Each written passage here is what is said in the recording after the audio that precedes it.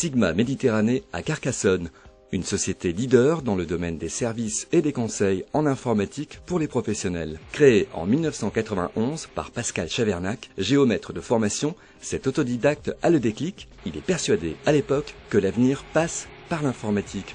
Il monte alors une petite start-up. En 91, je démarre dans mon garage comme beaucoup.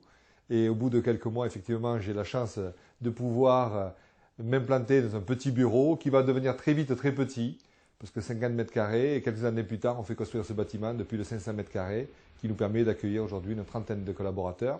Et nous sommes installés sur Carcassonne. Entre-temps, nous avons fait de la croissance externe.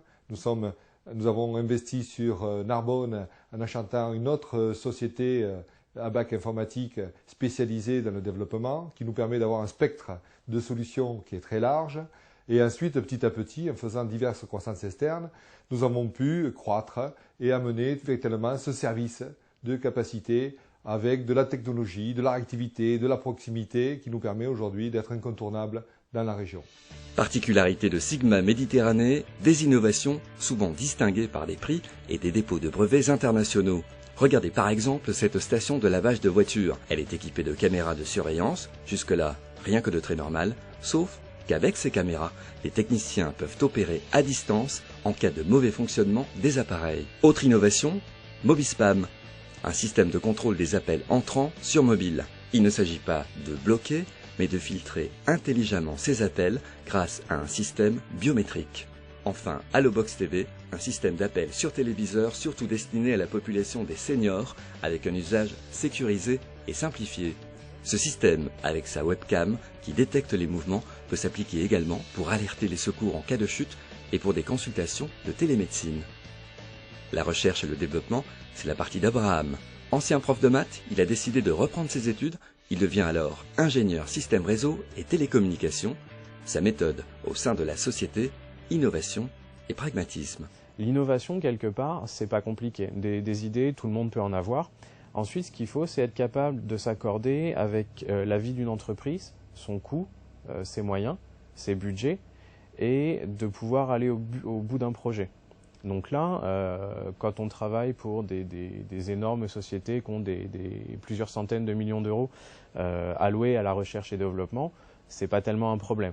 On peut se permettre de faire tout et n'importe quoi. Quand on est dans une société plus classique, il faut prendre ça en ligne de compte. Et donc là, l'innovation, on la voit aussi d'un côté différent, à savoir que quand j'ai besoin d'un produit, quelles que soient les fonctionnalités dont j'ai besoin, ce produit, je ne pourrais pas le créer de toutes pièces. Donc je vais être obligé d'utiliser des choses existantes.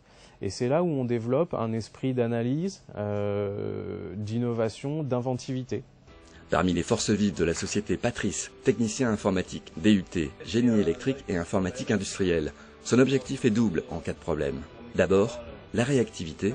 Ensuite, avoir recours le plus possible à du télédépannage. Avec la DSL qui s'est finalement démocratisée ces dernières années, on travaille de plus en plus à distance. Ça permet de réagir plus vite, évidemment, plutôt que de passer notre temps sur les routes, en termes écologiques et économiques, et ça arrange tout le monde.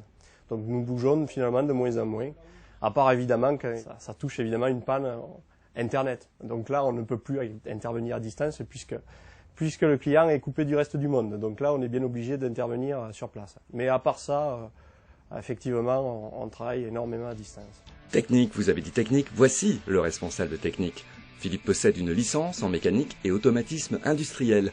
Dans son quotidien, notamment la gestion des commandes, le paramétrage et l'installation des machines et des solutions informatiques, mais aussi l'assistance aux commerciaux. Être très à l'écoute du client, avoir le sens du relationnel, arriver à faire passer des messages que le commercial n'arriverait pas à faire passer auprès du client, parce qu'il veut surtout la vie technique, puisque bon, là on va intervenir sur son réseau informatique, être bien à l'écoute surtout.